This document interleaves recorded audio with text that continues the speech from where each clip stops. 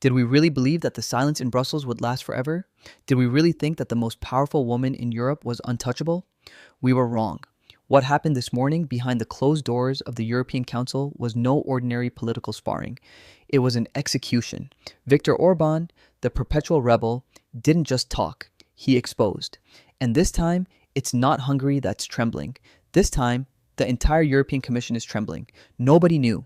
That was the lie we've been fed for years. But the truth Orbán is dragging into the light is so explosive that it could shake the union to its very foundations. It's no longer just about corruption. It's no longer just about deleted text messages or dubious vaccine deals. It's about betrayal. Imagine there were a secret protocol, a document that proves decisions about billions of euros in taxpayer money were made not in parliament but behind closed doors long before you even knew about it. Orbán claims he has the proof. The atmosphere in Brussels is icy. Journalists report frantic phone calls in the Berlaymont building. Why is Ursula von der Leyen silent? Why was the planned press conference abruptly cancelled just minutes ago?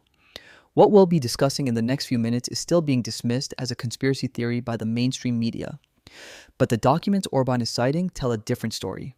A story of fear. Stay tuned, because what comes next will change everything you thought you knew about the leadership of the EU. The Ursula file has been opened. To understand why Orbán's revelation today has landed like a bombshell, we need to rewind the clock. Remember May 14th, 2025. On that day, a ruling was handed down that should have served as a warning to Brussels. The European Court of Justice, ECJ, ruled in case T36/23 that the Commission had no right to refuse to release the text messages between Ursula von der Leyen and Pfizer CEO Albert Bourla. The court deemed the Commission's excuses not credible. Back then, we thought it was only about transparency. We thought it was about the 35 billion euro deal for 1.8 billion vaccine doses. But Orbán says that was just the tip of the iceberg. What Orbán has presented today connects the old Pfizergate scandal with a new, far more dangerous crisis. According to the Hungarian Prime Minister, there is a direct link between the missing documents and the new, highly controversial 135 billion euro Ukraine bailout package, which von der Leyen tried to push through virtually single-handedly in November 2025. This is where things get explosive. Orbán claims the Commission is susceptible to blackmail. His theory is that the pharmaceutical deals of that time created holes in the EU budget that now need to be covered up. He calls it the Brussels Ponzi scheme. Let's look at the facts that Orbán presented today, facts that von der Leyen's team has so far been unable to refute. Fact 1. The missing money. Orbán presented an internal document that allegedly shows that billions are missing from the promised EU funds for Eastern Europe, funds that are due to Hungary and Poland. Where have they gone? Orbán's accusation is that the funds were diverted to cover liabilities from old, opaque procurement deals. Fact 2. The 135 billion euro bluff. Remember the outcry in November when von der Leyen suddenly demanded 135 billion euros for Kiev? Orbán now says this isn't aid money. This is hush money. He suggests that large portions of this sum won't even reach the front lines, but will instead disappear into a network of advisors and NGOs closely intertwined with the Brussels elite. Fact 3. The panic at the Berlaymont. Why was today's meeting interrupted? Insiders report that Orbán threatened to publicly read out the entire text message exchange, not the redacted versions we know, but the full text. The reaction from the Commission president's camp: silence, then frantic activity. A Commission spokesperson stammered something a few minutes ago about Russian disinformation and targeted attacks on European unity. But that doesn't hold water anymore. Not after the May ruling, not if the figures aren't right. And this is where the human element comes into play, the element that makes this scandal so repugnant. While citizens in Germany, France, and Italy groan under the weight of inflation, while the middle class is dying out and farmers are fighting for their livelihoods, billions are allegedly being shuffled around behind the scenes as if they were play money. Orbán called it today the biggest heist of the European taxpayer in history. Imagine the arrogance. You're told to tighten your belt. You're told it's for democracy. And at the same moment, someone on a work phone is deleting messages that could prove your money wasn't spent on democracy but on deals that were never meant to see the light of day.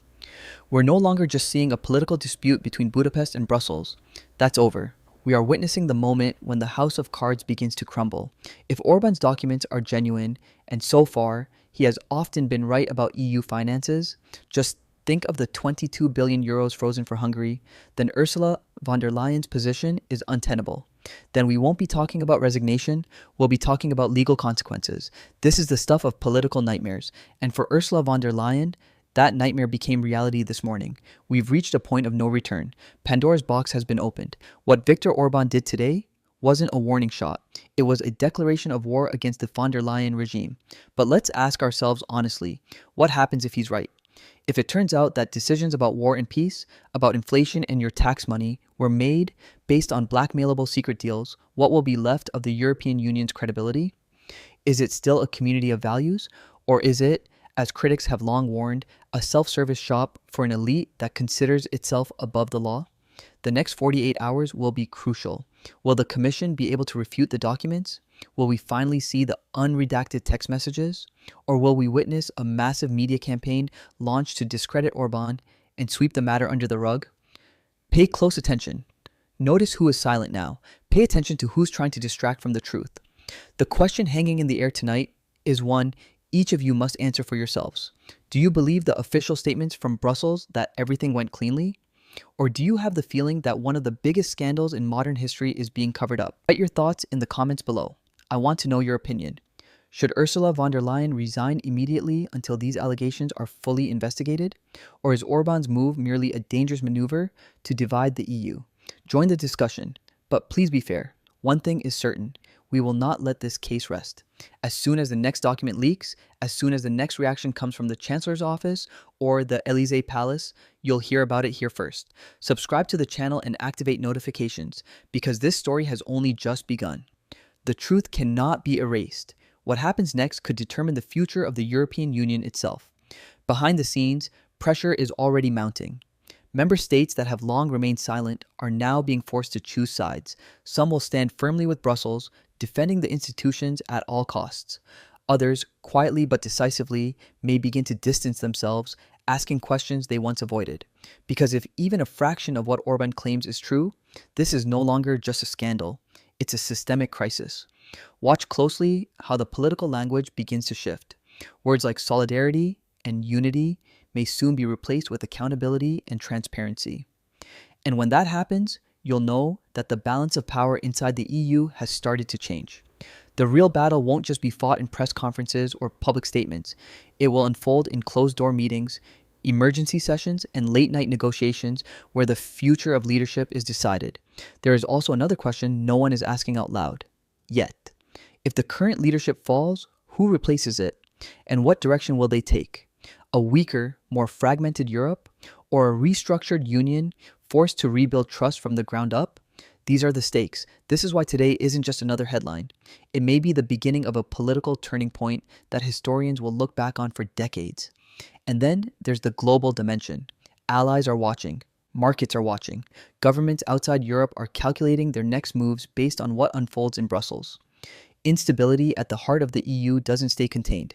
It ripples outward, affecting everything from economic confidence to geopolitical alliances. So stay alert. The story is evolving by the hour. Every statement, every denial, every leak matters now more than ever. Because once the truth starts to surface, it doesn't stop halfway. It keeps going until everything is exposed. But as the hours pass, another layer of this unfolding crisis begins to take shape. One that goes far beyond personalities, beyond Orbán, and beyond Ursula von der Leyen herself. What we may be witnessing is the exposure of a structural weakness that has existed within the European Union for years, quietly growing beneath the surface.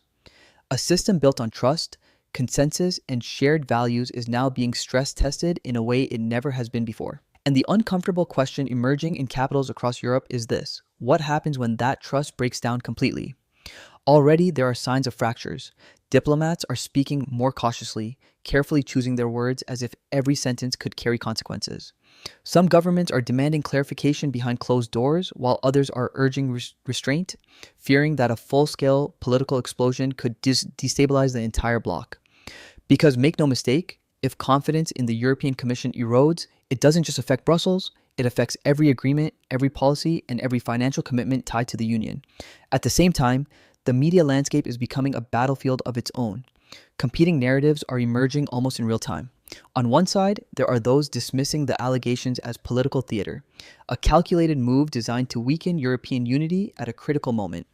On the other, there are voices insisting that the questions being raised are too serious to ignore, that transparency is no longer optional but essential.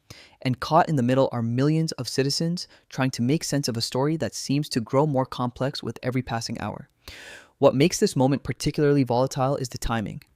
Europe is already facing multiple challenges: economic uncertainty, geopolitical tensions, and internal divisions that have yet to fully heal. Into that fragile environment comes a controversy that strikes at the very core of institutional credibility. It's not just about what may or may not have happened in the past, it's about whether the system itself is capable of holding its leaders accountable in the present. And then there is the question of evidence. So far, much of what has been discussed remains in the realm of claims and counterclaims, but if concrete proof begins to emerge, documents, communications, verifiable financial trails, the entire situation could escalate rapidly. Political support can disappear overnight when faced with undeniable facts. Allies can become critics. Silence can turn into calls for investigation. And once that shift begins, it is incredibly difficult to reverse. Inside the European institutions, one can only imagine the level of urgency. Legal teams reviewing every detail, communications advisors crafting carefully measured responses, and senior officials weighing every possible outcome. Because every decision made in this moment carries risk. Say too little and it appears evasive. Say too much and it could open the door to even greater scrutiny. It is a delicate balancing act, and the margin for error is shrinking by the minute. Meanwhile, public reaction cannot be underestimated. In democratic systems, perception matters. Trust, once shaken, is not easily restored. If citizens begin to believe that decisions affecting their lives were made without proper oversight or transparency, the political consequences could extend far beyond Brussels. National governments may feel the pressure. Elections could be influenced. Movements that challenge the current structure of the EU could gain momentum. And this is where the situation becomes truly unpredictable. Because crises like this don't follow a script. They evolve, often in unexpected ways. A single revelation can change the trajectory. A single statement can shift public opinion. A single leak can force actions that seemed unthinkable just days before. The pace at which events are unfolding suggests that we are still far from the end of the story. There is also the possibility that efforts will be made to contain the damage, to limit the scope of the controversy, to manage the narrative, and to prevent a broader institutional crisis. But containment is only effective if the underlying issues are addressed.